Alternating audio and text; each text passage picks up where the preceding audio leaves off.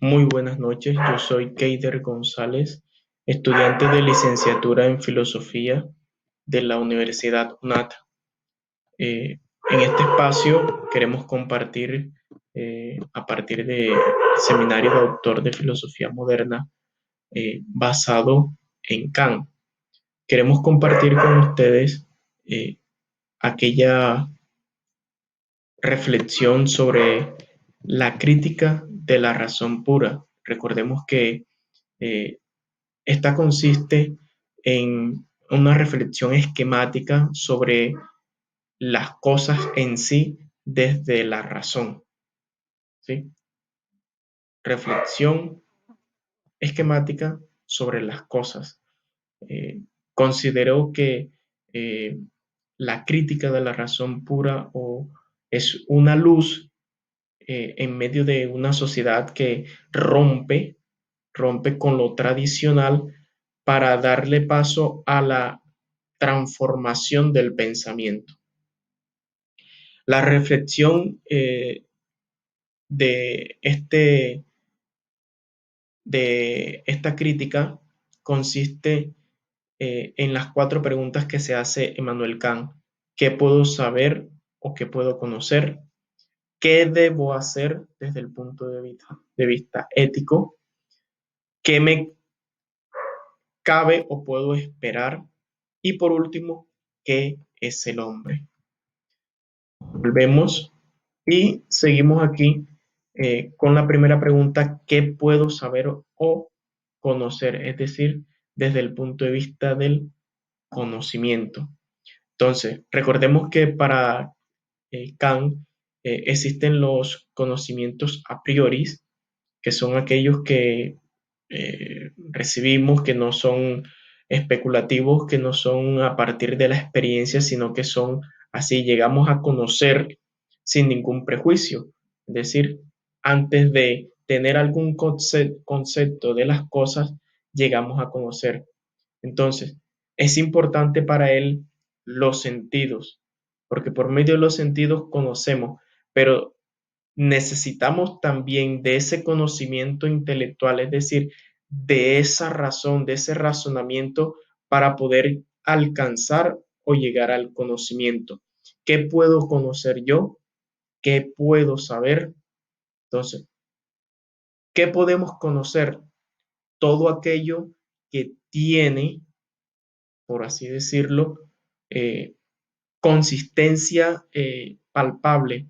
Dice Kant que hablando de la metafísica, hablando del Dios supremo, del ser supremo, es difícil, muy complicado llegar al conocimiento de Él cuando no tenemos algo palpable, es decir, un método, algo que pueda llevarnos hacia Él, sino que solamente es de forma ficticia, o más que ficticia, de forma ideal, llegar al conocimiento de Dios. Por lo tanto, eh, la mesa, sabemos que la mesa puede estar compuesta por madera o puede estar compuesta por un metal o por un plástico, ¿sí? Pero conocemos la esencia y conocemos de qué está hecho, mientras que para hablar desde el punto de vista metafísico de Dios se nos complica. Entonces, para él necesariamente necesitamos de los sentidos para darle un razonamiento esquemático sobre el qué o para conocer la esencia del objeto.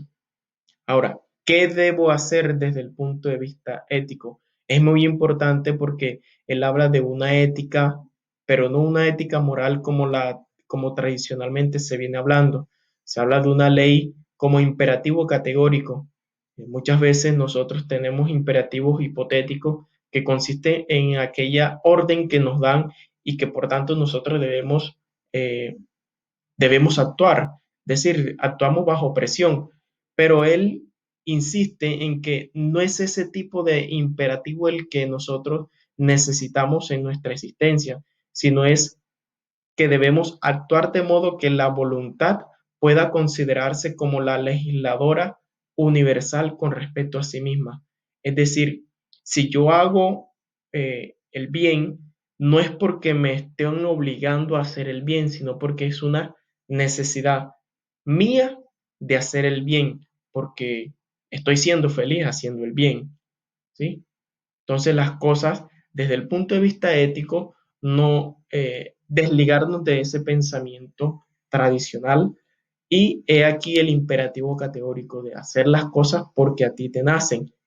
Es decir, estudiamos, sí, pero porque nos obligan, no, no. Estudiamos por amor, porque queremos prestar un servicio a la comunidad. Seguidamente encontramos qué cabe o qué puedo esperar desde el punto de vista político religioso. Es importante la libertad y existencia de Dios e inmortalidad, que es como una triada en la que nosotros esperamos la transformación de ese pensamiento tradicional desde el punto de vista de la existencia y como ya decía, desde el punto de vista de la libertad. Y la existencia de Dios, como no es probable, entonces a partir de la libertad nosotros damos razón o podemos esperar un cambio a esta existencia en la que vivimos. Y todo aquello es permitido. ¿Por qué?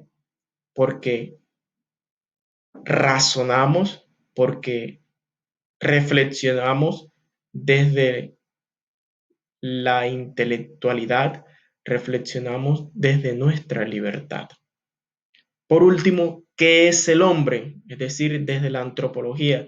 Es muy importante ver la imagen de ese niño, esa niña, que está mirando a lo lejos y puede ser que eh, también como nosotros nos interrogamos, hoy de pronto el niño preguntará, dirá, muchas aves en el cielo, ¿por qué hay tantas aves en el cielo?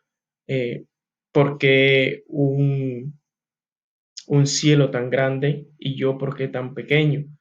Es importante qué es el hombre. Y el hombre es aquella parte, aquella esencia de la humanidad, es aquella, como dicen algunos filósofos antiguos, es aquel animal que piensa, que razona y que quiere transformar el mundo, es decir, un renacer, como vemos en la siguiente imagen, la otra imagen, un renacer para la transformación de romper con lo tradicional y actuar nuevamente, actuar de manera que podamos transformar a la humanidad. Y agradezco su atención en esta explicación sobre reflexionando un poco de la crítica de la razón pura desde las 4 preguntas que nos hace Immanuel Kant.